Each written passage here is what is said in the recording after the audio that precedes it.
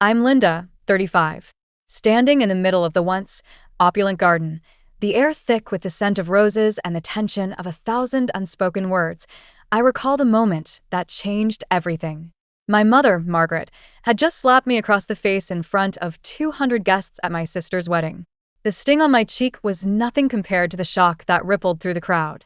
Silverware clattered, conversations died, and the string quartet's music screeched to a halt.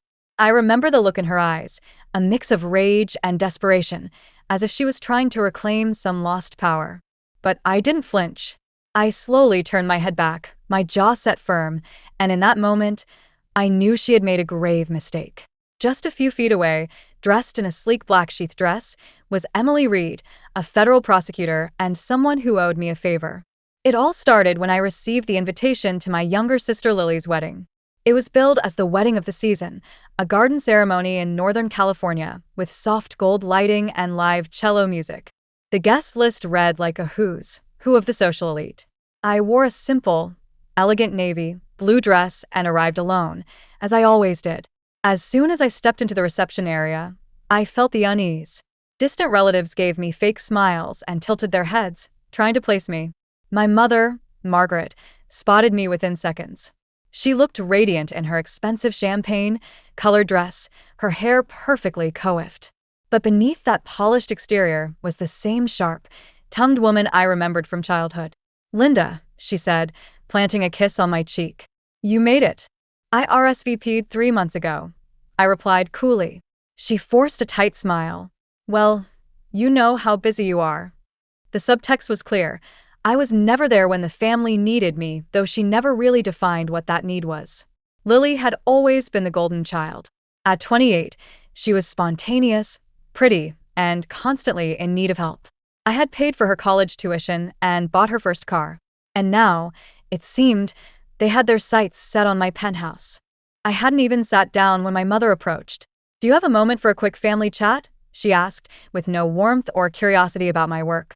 "Sure," I said, "but I'd like a drink first." I walked over to the refreshment table, poured myself a glass of champagne, and took a deep breath.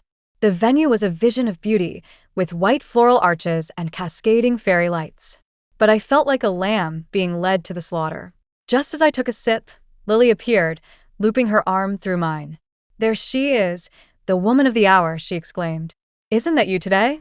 I asked calmly. "Oh, don't be like that," she laughed. "It's your penthouse that everyone's been talking about." My heart skipped a beat. I looked past her, and there was my mother, her eyes darting between us like a hawk. "We just want to talk," Lily continued. "There's a better way for all of us to live, and it starts with that property. You don't even use all that space." I took a slow breath. I had expected fake smiles at this wedding, but not a full, blown property ambush. But I was ready. I knew where this was going, and they had no idea who they were dealing with. We sat down at a round table near the garden's edge, surrounded by white roses and the gentle hum of the string instruments. My mother wasted no time. "Linda," she began, folding her hands like a businesswoman. "You know, Lily and her new husband, Tom, are starting a family. They can't keep living in that tiny apartment forever." I nodded slowly. "They just got married an hour ago." "That's exactly why we're planning ahead," she said sweetly. "And then, the bombshell. We want you to transfer the deed to your penthouse to them as a wedding gift." I choked on my champagne. "A gift," I repeated. "Yes," my mother confirmed, unblinking. "Think of it as helping your sister start her life. You already have so much, Linda." I leaned back, trying to stay calm. "You mean the penthouse I worked 10 years to afford?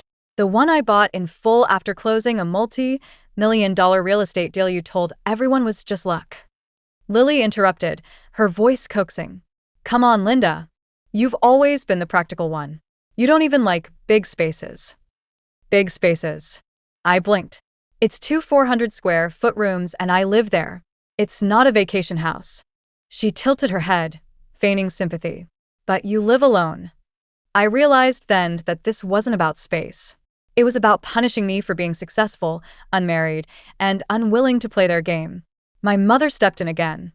"It's not like you're giving it away. Think of it as keeping it in the family." "You mean giving it to the family?" I corrected. My mother's tone sharpened. "Don't be difficult. They both stared at me, as if I was the selfish one. As if the home I had earned was a burden I should feel guilty for keeping. "You have the power to give something meaningful today," my mother said solemnly. "Something that truly honors this family." I smiled faintly. "And you have the nerve to ask for it in public, dressed like saints, hoping the setting will make me too polite to say no." Lily's eyes narrowed. "So, is that a yes?"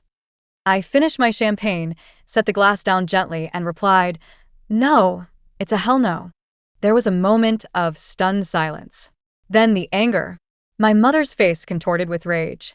"You ungrateful little girl," she hissed. "I'm 35, I replied, and very grateful to myself. I stood up, smoothing my dress.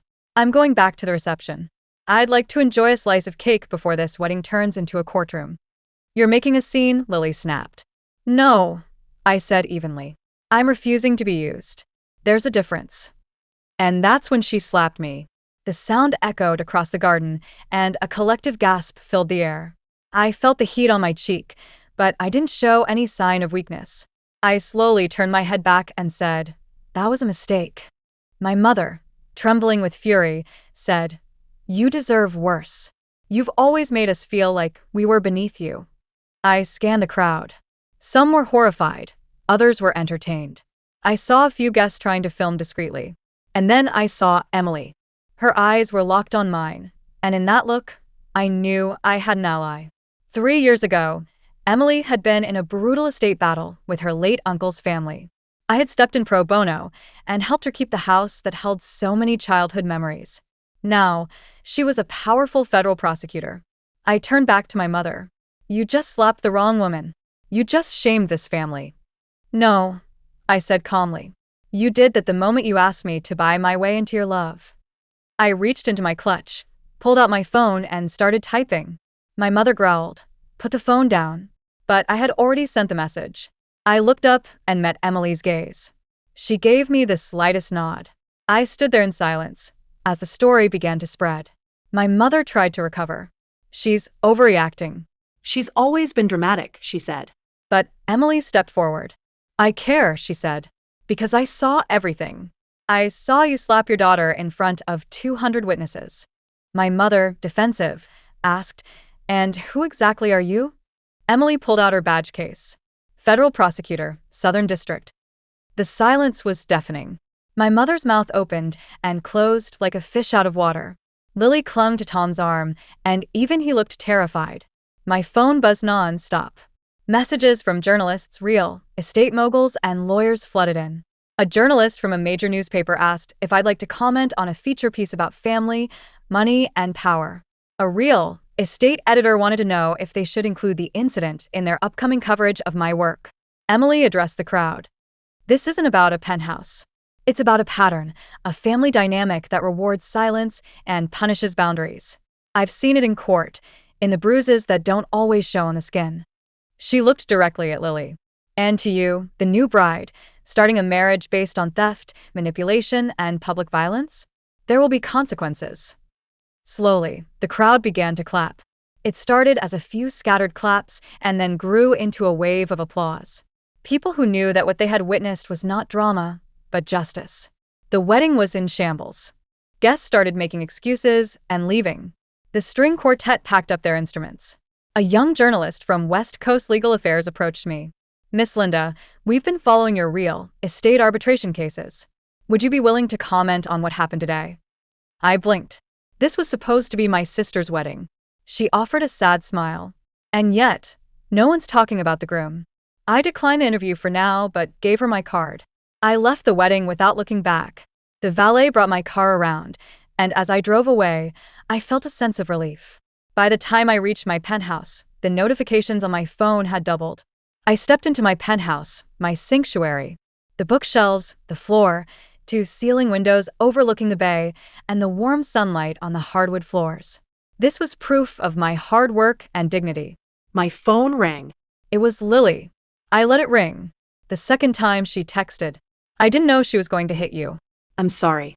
Can we talk?" I stared at the message for a long time and then deleted it. As night fell, I stood by the window with a cup of tea, watching the city lights. I was finally free. No more giving in to guilt. No more shrinking to keep the peace. Just me, in my home, and in my silence.